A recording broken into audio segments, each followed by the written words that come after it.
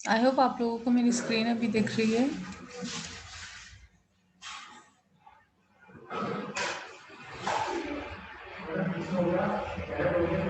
और मैंने आपको लिंक भी भेज दिया है, न्यू लिंक भी भेज दिया है। Now coming back to the class, our topic for today would be Indian economy. तो मैं यहाँ से भी आपका चैप्टर जो मॉड्यूल 6 है, जो यूनिट 6 है, वो स्टार्ट कर रही हूँ। उसका फर्स्ट टॉपिक है इंडियन इकोनॉमी। ये वो यूनिट हमारी थोड़ी सी लेंदी है। इसमें जो टॉपिक्स हैं वो हमें एक तरह से शॉर्ट नोट्स के फॉर्म में भी आ सकते हैं क्वेश्चंस में, क्योंकि बहुत सारे छोटे छोटे टॉपिक्स हैं हमारे पास, और उस सबको हम जितना जल्दी हो सकता है कवर कर लेंगे। मैंने आपको आई थिंक नोट्स सभी के दे दिए हैं, ये 4th यूनिट के भी नोट्स आपको सब दे दिए हैं जितने अवेलेबल हो पाए हैं अभी तक मेरे पास। और जो रह गए वो सब मैं आपको कर दूंगी। तो आप असाइनमेंट एंड एवरीथिंग प्रोसीड करते रहिए accordingly. And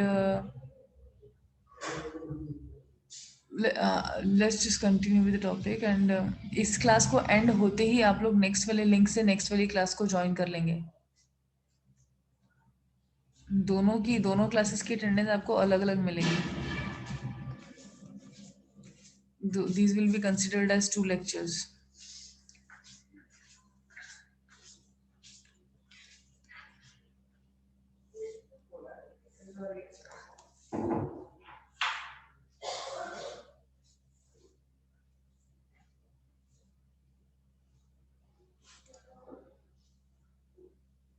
Now, Indian economy का मतलब है कि whatever India as an economy is, we'll study in that we consider that India is a developing country, developing economy. There are two kinds of economies in the world, या countries जो हैं कुछ developed countries होती हैं, कुछ developing countries होती हैं। तो इंडिया जो है वो अभी तक developing country में आता है कि it is not yet still developed। जो developing countries होती हैं उनका मतलब होता है कि उस country में बहुत कुछ अभी development होना बाकी है। कंप्लीटली हर चीज़ का डेवलपमेंट नहीं हुआ, जैसे कि प्रॉपर एम्प्लॉयमेंट नहीं है, प्रॉपर फूडिंग फैसिलिटी नहीं है, प्रॉपर अगर हम देखें तो इस हिसाब से हमारा, आप लोग को स्क्रीन मेरी विजिबल है ना?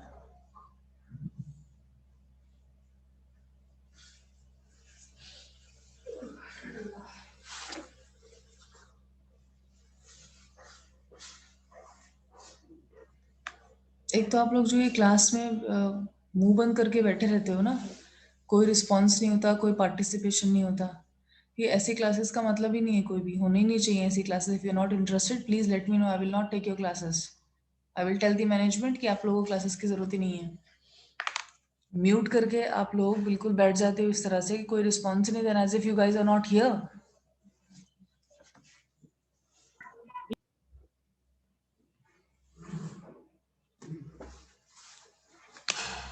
रिस्पॉन्सिबल आपका सेमेस्टर, आपका सेक्शन है जो मैं ले रही हूँ, कोई रिस्पॉन्ड करने में रेडी नहीं होता है। Anyways, economy, Indian economy is termed as developing economy. Developing economy है क्योंकि हमारे पास अभी बहुत ज़्यादा ये सब चीज़ें हैं, जो भी फीचर्स होते हैं कि डेवलपिंग इकोनॉमी के, जैसे कि पर कैपिटा इनकम बहुत लो है हमारी, पॉपुलेशन बहुत ज़्यादा हाई है, और उस पॉपुलेशन में भी बहुत ज़्यादा हायर पॉपुलेशन अंडर पॉवर्टी है, बिलो पॉवर्टी लाइन जिसको बोलते हैं बीपीएल, जिनके पास खाने के लिए भी 2 टाइम के मील्स नहीं होते हैं। पुअर इंफ्रास्ट्रक्चर ट्रैवल के लिए अगर कुछ हमें ट्रांसपोर्टेशन की फैसिलिटी है वो हमारे पास नहीं है। इलेक्ट्रिसिटी नहीं है, बहुत सारे अभी तक विलेजेस में, बहुत सारे ऐसे विलेजेस गांव हैं हमारे कंट्री में जिनमें अभी तक भी इलेक्ट्रिसिटी नहीं है। इंटरनेट तो भूल ही जाओ, इंटरनेट बिल्कुल कोई फैसिलिटी वहाँ पर नहीं है ऐसी जिसको टेक्नोलॉजी के हम समझते हैं यहाँ पर इन मेट्रोपॉलिटन सिटीज़ में, दिल्ली मुंबई में, वहाँ पर ऐसा कुछ नहीं है। और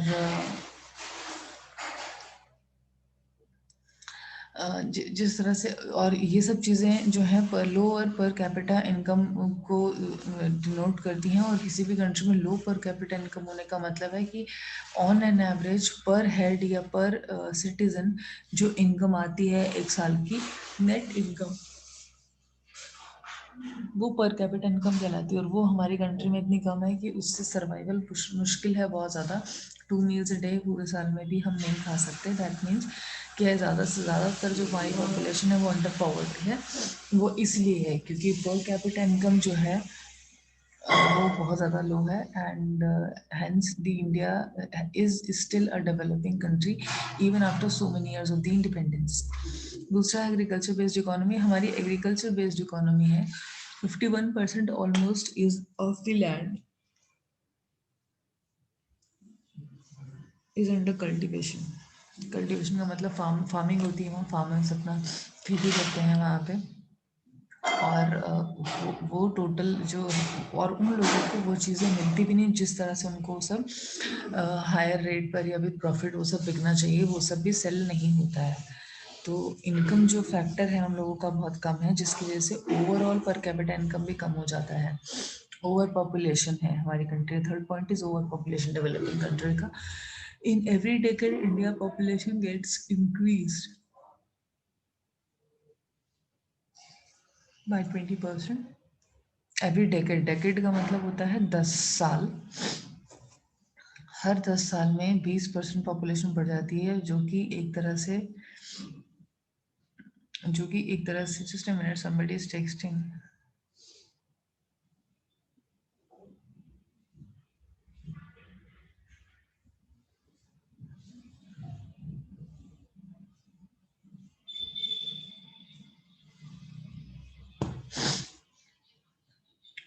सो ओवर पॉपुलेशन होता है। ओवर पॉपुलेशन का मतलब है कि हमारे कंट्री में इतनी ज़्यादा पॉपुलेशन हर हर साल बढ़ रही है कि एवरी ईयर एक, जो ऑस्ट्रेलिया एक कंट्री, एक तरह से कॉन्टिनेंट भी है वो कंट्री, उसकी जो टोटल पॉपुलेशन है वो एंटायर पॉपुलेशन, जो पूरी पॉपुलेशन उनकी है, वो हर साल हमारे यहाँ पर इतनी पॉपुलेशन जो है हर साल बढ़ जाती है। यानी कि इंडिया में एवरी ईयर एक ऑस्ट्रेलिया ऐड हो जाता है population wise.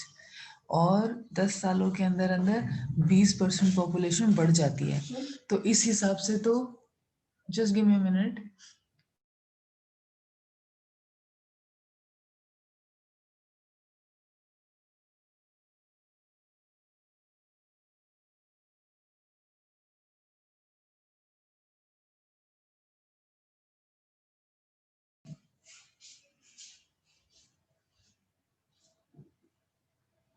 Sorry for the inconvenience, disturbance. So basically in every decade का मतलब हर 10 साल में 20% पॉपुलेशन बढ़ रही है। यानी कि 50 साल में जितनी पॉपुलेशन है उतनी ही डबल हो जाएगी पॉपुलेशन, जिस पेस से बढ़ रही है। 50 ईयर्स में 140 करोड़ है तो 140 करोड़ और हो जाएगी। सो ओवर पॉपुलेशन है, जिस हिसाब से पॉपुलेशन बढ़ रही है उस हिसाब से इंफ्रास्ट्रक्चर हमारा नहीं बढ़ रहा है कुछ भी। यानी कि अगर पॉपुलेशन बढ़ेगी तो हमें उनकी, जितनी पॉपुलेशन बढ़ रही है उनके हमें खाने का भी अरेंजमेंट करना होगा, हमें हमारी कल्टीवेशन बढ़नी चाहिए, उनके एजुकेशन का भी हमें अरेंजमेंट करना होगा। Government has to do it. तो उतने सारे इंस्टीट्यूट्स भी बनने चाहिए, कॉलेजेस भी बनने चाहिए, स्कूल्स भी बनने चाहिए। और फिर वो सब एजुकेशन के बाद उनके उतने सारे जॉब्स भी हमारे पास जो है वो होनी चाहिए। क्रिएट कोई नहीं क्रिएट करता है वो जॉब्स भी उतनी। तो इस वजह से भी हमारा जो कंट्री है वो डेवलपिंग है, क्योंकि जिस हिसाब से पॉपुलेशन बढ़ रही है उस हिसाब से और कोई इंफ्रास्ट्रक्चर गवर्नमेंट नहीं बढ़ा रही, ना ध्यान दे रही है। और नहीं बढ़ा रही है तो पॉपुलेशन को भी कंट्रोल भी नहीं कर रही है। Next point is income disparities. A report released by the Credit She revealed that the richest 1% of the Indian own the 53% of the country's wealth. आप देखिए कि जो जो अमीर लोग हैं, मतलब इनकम डिस्पैरिटी का मतलब होता है, डिस्पैरिटी का मतलब होता है इनइक्वालिटी। हमारे यहाँ पर गरीब लोग बहुत ज़्यादा हैं, जो गरीब है वो बहुत ही गरीब है, जो अमीर है वो बहुत ही गरीब है। इस तरह की का कुछ हमारे पास पॉपुलेशन है। अब आप देखिए कि 1% जो इंडियंस हैं, एक जो रिचेस्ट लोग हैं, रिचर जो लोग हैं, वो इतने ज़्यादा रिच हैं कि जो टोटल कंट्री का 53% यानी कि 50 से भी ज़्यादा परसेंट का जो वेल्थ है वो सिर्फ 1% इंडियंस के पास है। बाकी 47 में 99% पॉपुलेशन आ गई। तो इनकम डिस्पैरिटी बहुत ज़्यादा है, गरीब अमीर, और क्योंकि ऐसा होता है तो फिर लोगों में वो आपस में दिखता भी है। कोई अमीर अगर अमीर है भी तो हम किसी अपने से गरीब की या अंडर प्रिविलेज की हेल्प नहीं करते हैं, कोई सोचता भी नहीं करने की, बहुत कम लोग हैं जो करते हैं, ना कि बराबर हैं वो लोग। Lack of capital formation, capital formation का कोई सोर्स उतना नहीं है जैसे होना चाहिए।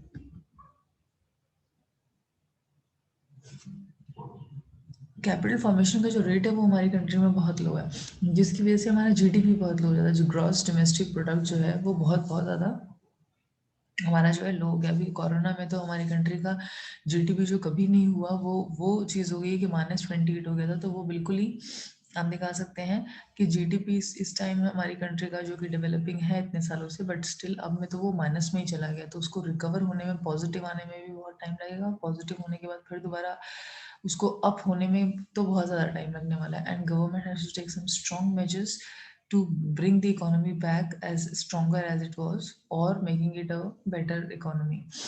Backwardness of the infrastructural development, जो इंफ्रास्ट्रक्चर हम यूज करते हैं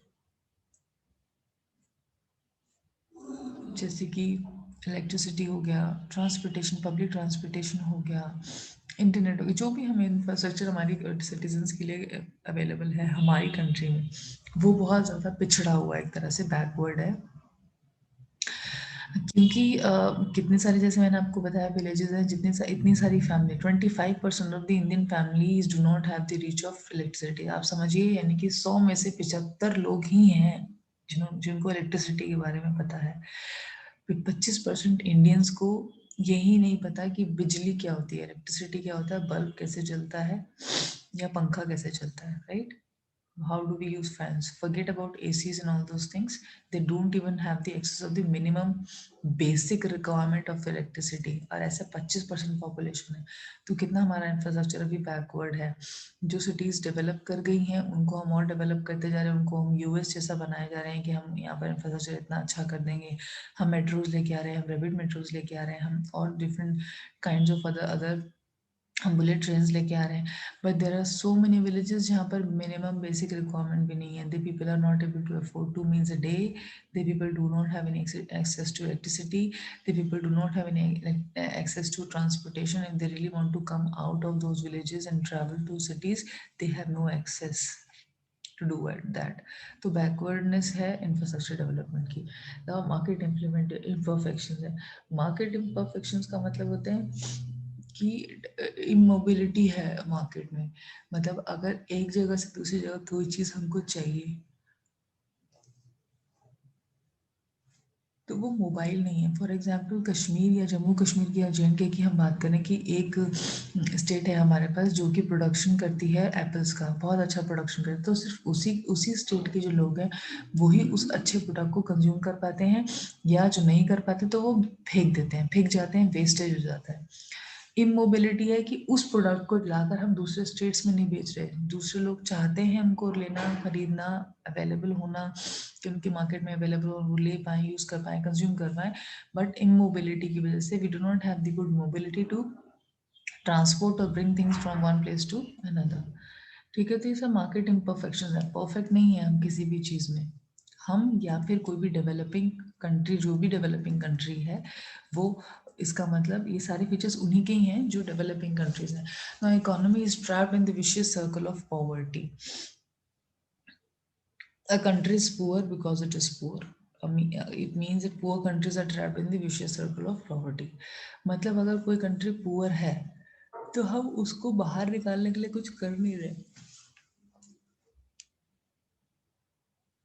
जो रिच लोग भी हैं या जो बड़े बड़े इंडस्ट्रियलिस्ट्स होते हैं, उनका एक सोशल या मॉरल रिस्पॉन्सिबिलिटी बन जाता है to contribute towards the nation, development of the nation, जो हमारी कंट्री में नहीं है generally. I would say there is only one person called Tata, और maybe Azim Premji, the Wipro's head. These two people are contributing to the country. Rest, there are like 140 crore people in the country. Nobody bothers to contribute to the economy. सिर्फ ये 2 लोग हैं जो country के बारे में सोचते हैं और पॉवर्टी को भी कम करने की कोशिश करते हैं, गवर्नमेंट को भी सपोर्ट करते हैं, अपने पर्सनल लेवल पे भी जो हो सकता है वो करते हैं। जहाँ पर डोनेट करना होता है वहाँ डोनेट करते हैं, जहाँ पर किसी के लिए जॉब्स क्रिएट करनी होती है वहाँ जॉब्स क्रिएट करते हैं, या फिर बुरी से बुरी सिचुएशन में भी एटलीस्ट पर्सन जो उनके अपने एम्प्लॉयज़ हैं उनके साथ खड़े रहते हैं। जॉब्स को एटलीस्ट इस तरह से टीसीएस में, इफ़ यू सी टाटा के ऑर्गेनाइजेशंस में, the job is the most secure thing. वहाँ पर इजीली किसी को भी फायर नहीं किया जाता।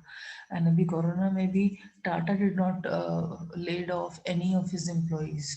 तो बहुत पॉवर्टी जो है, गरीबी, वो इसलिए नहीं हट रही क्योंकि कोई कोशिश नहीं कर रहा है करने की, right. Use of outdated technology हमारी कंट्री में या इंडियन इकोनॉमी की अगर हम बात करें डेवलपिंग है क्योंकि, तो आउटडेटेड टेक्नोलॉजी हम यूज़ करना चाहते हैं। और दूसरी चीज़, हमारे पास जो कुछ अवेलेबल है हम उसी में ही काम करने की कोशिश भी करते हैं। क्यों? क्योंकि एक तो बहुत ही मॉडर्न या हाई टेक्नोलॉजी हमारी कंट्री में अवेलेबल नहीं है अगर कोई यूज़ करना भी चाहे। दूसरी चीज़, अगर करना चाहे दूसरी कंट्री से इम्पोर्ट करके या कुछ करके, तो उस पर भी एक्साइज ड्यूटी और इतनी सारी चीज़ें इम्पोर्ट करने की जो है गवर्नमेंट इम्पोज करती है कि कोई सोचता ही नहीं इतनी एक्सपेंसिव चीज़ को फिर अपनी कंट्री में लाकर दूसरी कंट्री से यूज़ करना। तो आउटडेटेड टेक्नोलॉजी को हम यूज़ करते हैं, रादर कि हम बहुत अच्छी अच्छी मशीनरीज को इम्पोर्ट करके यूज़ करें क्योंकि हमारी कंट्री में नहीं है। हम लोग मैनुअल काम करने में भरोसा रखते हैं क्योंकि हमारे पास इतने सारे लोग हैं जो अनएम्प्लॉयड भी हैं, तो हम लेबर से काम कराते हैं। फैक्ट्रीज में हम लोगों से काम कराते हैं, वो मैनुअली काम कर रहे हैं, मशीन चला भी रहे हैं तो पीसीस बन रहे हैं, मैनुअल पीसीस बन रहे हैं, फिर वो क्लीन हो रहे हैं तो वो मैनुअली क्लीन हो रहे हैं, पैकेज हो रहे हैं तो मैनुअली पैकेज हो रहे हैं। और इससे बेटर होता कि अगर हमारे पास कोई हाई टेक्नोलॉजी मशीन होती तो वो काम बहुत ज़्यादा फास्टर भी होता और शायद बहुत ज़्यादा रिलायबल भी होता कि उसके ऊपर ट्रस्ट कर सकते कि वो काम बहुत अच्छा है, क्योंकि ह्यूमन एरर तो रहेगा ही। जहाँ पर भी इंसान इन्वॉल्व है काम करने के लिए, वहाँ पर जो एक ह्यूमन एरर हो सकती हैं चीज़ें, वो प्रोन रहती हैं। Humans are always prone to human errors obviously.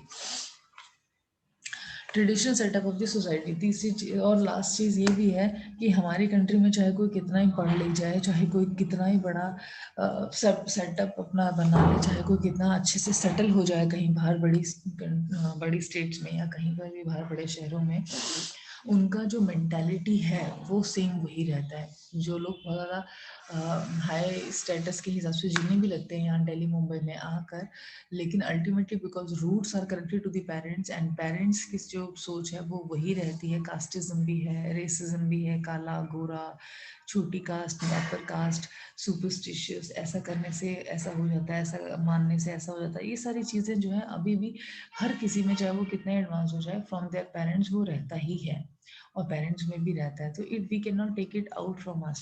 There are so many religions जो हर रिलीजन अपनी अपनी बातें कहता है, हर कोई अपने अपने रिलीजन की बातों को मानना चाहता है और मनवाना भी चाहता है दूसरों से। इसलिए भी हम लोग डेवलप नहीं करते हैं, डेवलपमेंट हमारा नहीं हो पाता क्योंकि हमारा ट्रेडिशनल पुराना सेटअप है सोसाइटी का। हम हर बार ये जो हम चाहते हैं उससे ज़्यादा इम्पोर्टेंट होता है कि हम हमारे आसपास के लोग क्या चाहते हैं हम वो करें। हम अपने बारे में ना सोच के सोसाइटी के बारे में ज़्यादा सोचते हैं। जब तक ये चलता रहेगा तब तक नहीं ग्रो कर पाएंगे हम लोग। इंडियन इकोनॉमी का नेचर क्या है? Since independence India has been a mixed economy. Now nature की अगर हम बात करते हैं, नेचर ऑफ इंडियन इकोनॉमी क्या है? वो मिक्स्ड है।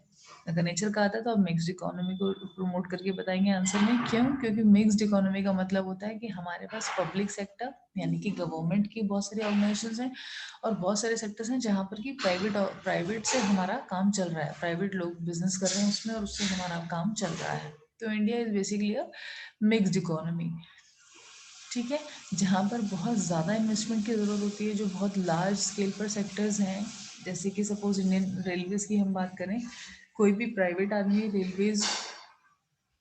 इंडियन रेलवेज की बराबर बड़ा नेटवर्क बनाने का सोच ही नहीं सकता। अगर आज हम कोई न्यू ऑर्गेनाइजेशन स्टार्ट करने का सोचते हैं, सब हम प्राइवेट लोग, आप मैं या हम जैसे और थोड़े लोग या हमसे और थोड़े भी ज़्यादा रिचर लोग, अगर कोई कंपनी स्टार्ट करने का सोचते हैं तो वो शुरू में एक छोटी सी कंपनी स्टार्ट कर सकते हैं। एक ऑफिस ले लेंगे, 10, 20, 50, 100, 500 लोग ज़्यादा से ज़्यादा ओपन करके एक स्टार्ट करके स्टार्टअप को, कंपनी को स्टार्ट कर लेंगे।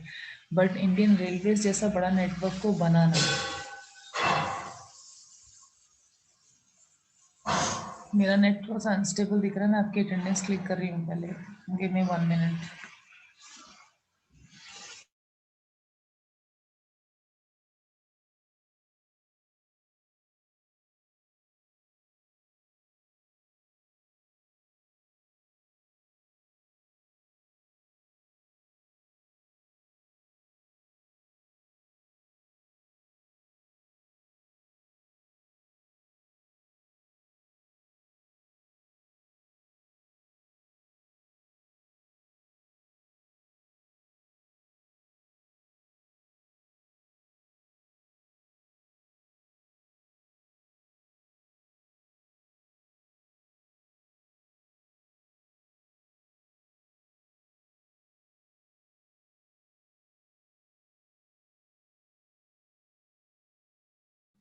ओके, तो इसलिए क्योंकि दोनों सेक्टर्स हमारे यहाँ पर इन्वॉल्व हैं, प्राइवेट भी और पब्लिक भी, इसलिए हम उसको मिक्स्ड इकोनॉमी कहते हैं। तो जो प्राइवेट लोग होते हैं वो बहुत ज़्यादा बड़ा जहाँ पर इन्वेस्टमेंट चाहिए होता है, वहाँ पर वो, अगर उनके पास उतना पैसा है ही नहीं, ऑब्वियसली कोई भी नहीं सोच सकता इतना बड़ा नेटवर्क बनाने का, कितने सारे थाउजेंड्स ऑफ स्टेशंस बनाने पड़ेंगे, इतनी सारी लैक्स ऑफ किलोमीटर्स पर हमको रेलवे ट्रैक्स बिछाने पड़ेंगे, ट्रेन्स कंपार्टमेंट बनाने पड़ेंगे। तो मैं ये आपको जस्ट एक एग्जांपल दे रही हूँ कि एक ये सेक्टर ऐसा हो गया जहाँ पर गवर्नमेंट ने अपना पैसा लगाया हुआ है। या दिल्ली मेट्रो की भी अगर आप बात करें तो दिल्ली मेट्रो में भी जितना हाई इन्वेस्टमेंट लगा है वो गवर्नमेंट ही कर सकती है। कोई प्राइवेट पर्सन उतना ज़्यादा हाई लेवल पर इन्वेस्टमेंट नहीं कर सकता। अब हम ये कह सकते हैं कि देर आर लाइक वन और two more people like Ambanis and Adanis, they can think to invest this much now and start any of the segment. तो फीचर्स इंडियन इकोनॉमी के उसके अलावा एज अ नेचर क्या है कि सिंस इंडिपेंडेंस, शुरू से ही जब से हमें इंडिपेंडेंस मिला है तभी से हमारे पास मिक्स्ड इकोनॉमी है। Just give me 1 minute, I think disturbance हो रहा है आप लोगों को।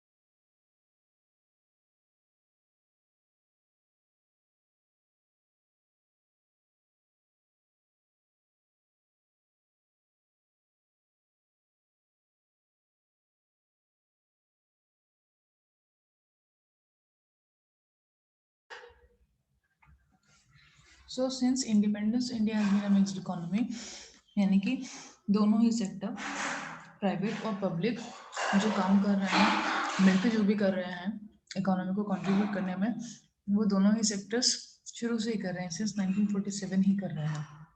बहुत बड़े बड़े जहाँ पर इन्वेस्टमेंट्स थी वहाँ पर पब्लिक ने टेक ओवर कर लिया। पब्लिक मीन्स गवर्नमेंट ने टेक ओवर कर लिया वो सेक्टर्स, और वहाँ पर उन्होंने इन्वेस्टमेंट करके काम स्टार्ट कर दिया है। बाकी कुछ सेक्टर्स में प्राइवेट लोगों ने अपने अपने बिजनेस स्टार्ट करके और वो कर दिया। तो क्या होता है कि गवर्नमेंट बहुत ज़्यादा प्रॉफिटेबिलिटी के बारे में नहीं सोचती, बल्कि वो वेलफेयर के बारे में सोचती है सिटीजन्स के। तो ऐसी चीज़ें जिनकी ज़रूरत है कंट्री में और वो होनी है, और पॉसिबल नहीं है वो बहुत ज़्यादा expensive, you can say cost पे इस्टेब्लिश करना मार्केट में, तो वो उसको सस्ते में भी या लॉसेस को भी बेयर करते हुए गवर्नमेंट अपने सिटीजन्स को वो काम या वो प्रोडक्ट या वो सर्विस कुछ जो भी होता है वो अवेलेबल करवा कर देती है, खुद अपने लॉस पे। क्यों? क्योंकि एक्चुअली में भी जो उनको इनकम हो रही है, गवर्नमेंट को जो इनकम होती है वो इनकम होती कहाँ से? वो हमारे टैक्सेस से ही इनकम होती है। इंडिया में गवर्नमेंट को और कोई सोर्स ऑफ इनकम नहीं है, they will only get it through us, through our income. If we will be paying taxes in time, government का income ज़्यादा होगा, and it can think about the infrastructure of the country in a better way. Next है India share in the global export and imports, जो है वो थोड़ा सा बड़ा है, और वर्ल्ड ट्रेड ऑर्गेनाइजेशन के हिसाब से हमारा 2.5% 2012 में था। Indian economy overview was highly inspired by Soviet union practices post independence. Independence के बाद हम लोगों ने काफ़ी ज़्यादा प्रैक्टिसेस जो है जो सोवियत यूनियन फॉलो कर रहा था उनको कॉपी करने की कोशिश हमने की है। Okay, then in 1992 the country ushered into liberalisation regime. हम एलपीजी भी पढ़ेंगे। एलपीजी आपके यहाँ इसमें मॉड्यूल 6 में एक टॉपिक है एलपीजी में, एल स्टैंड्स फॉर लिबरलाइजेशन। हम लिबरलाइजेशन क्या होता है डिटेल में हम वहाँ पर पढ़ेंगे। 90 अभी हम सिर्फ इंडियन इकोनॉमी में ये समझ लेते हैं कि 1992 में country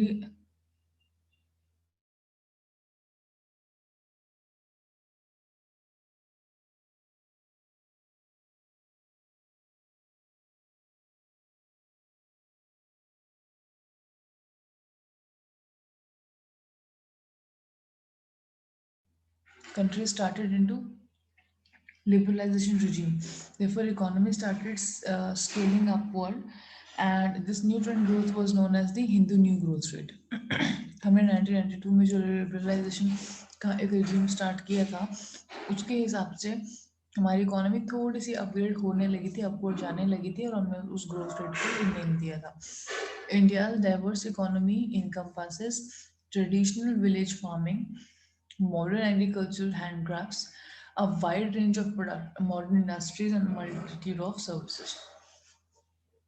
services are the major sources of economic growth. जो भी हम सर्विस अपनी कंट्री में दे रहे हैं, चाहे वो किसी भी तरह की हो, इंफ्रास्ट्रक्चर या कुछ भी, अगर हम वो ज़्यादा हाई लेवल की सर्विसेज को हम दे पाते हैं थ्रू प्राइवेट या थ्रू पब्लिक सेक्टर व्हाटएवर, तो वो बहुत ज़्यादा कंट्रीब्यूट करता है हमारी इकोनॉमी के ग्रोथ में, इकोनॉमिक ग्रोथ में.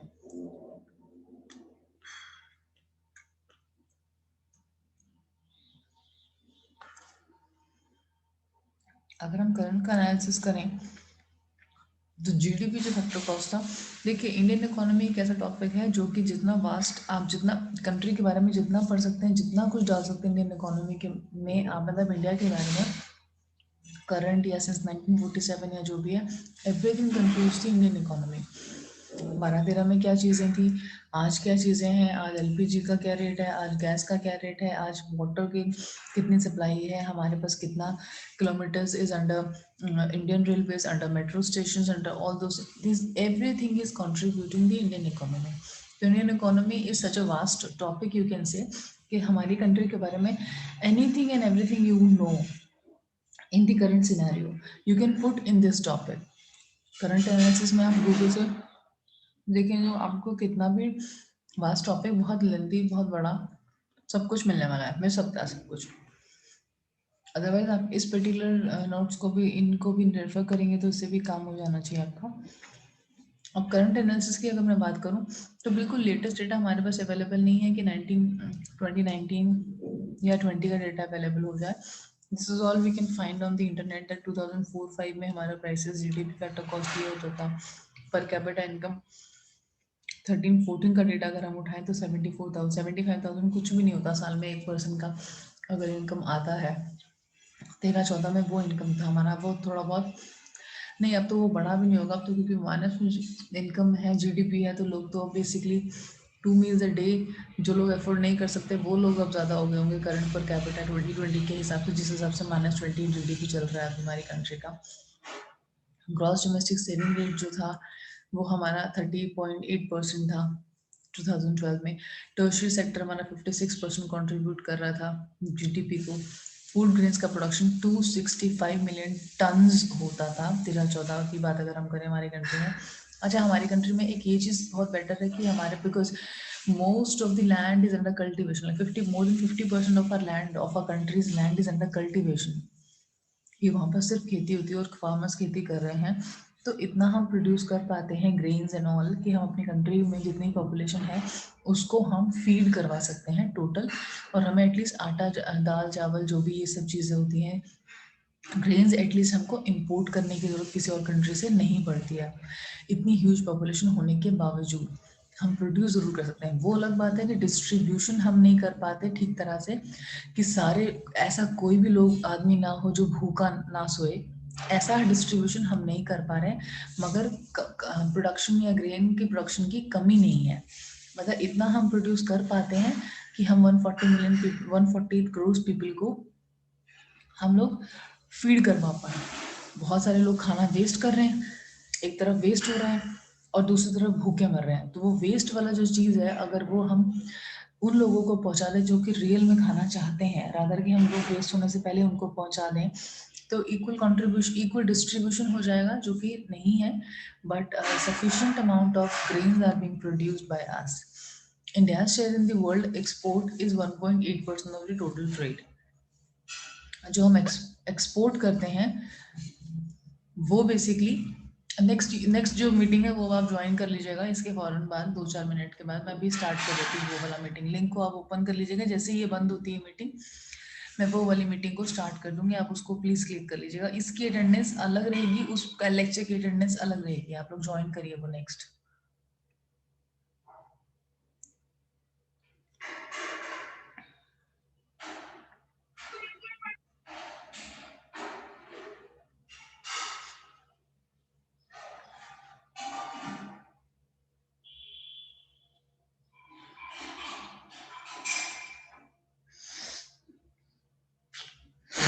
प्लीज नेक्स्ट मीटिंग लिंक के थ्रू ज्वाइन कर लीजिए, मैं उसको 1 मिनट में स्टार्ट कर लेती हूँ, ठीक है। This meeting is about to over.